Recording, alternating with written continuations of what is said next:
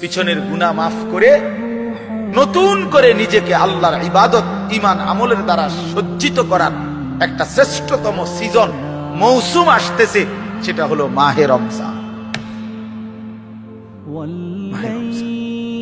বড় বেশি সুযোগ আসতেছে। আল্লাহ যদি দয়া করে হায়াত দেয় তো পিছনের সব গুনাহ মাফ করিয়ে নতুন সাজে নিজেকে সজ্জিত করার, আখিরাতের রঙে রঙিন করার, জান্নাতের রঙে নিজেকে গড়ে তোলার এক শ্রেষ্ঠতম মাস মাহে রমজান। রমজান মানে অন্য কিছু, রমজান মানে ভিন্ন কিছু। রমজান মাসে মানে নিজেকে বদলানোর মাস, রমজান মানে নিজেকে পরিবর্তনের মাস, রমজান মানে নিজেকে আখিরাতের রঙে রঙিন করার মাস, রমজান মানে আল্লাহ তাআলার মহব্বতে, রাসূলুল্লাহ সাল্লাল্লাহু আলাইহি ওয়াসাল্লামের মহব্বতে ডুবে যাওয়ার মাস। এটা আমাদের সামনে। আল্লাহ আমাদের জন্য রমজানের হায়াত ভিক্ষা দান করেন।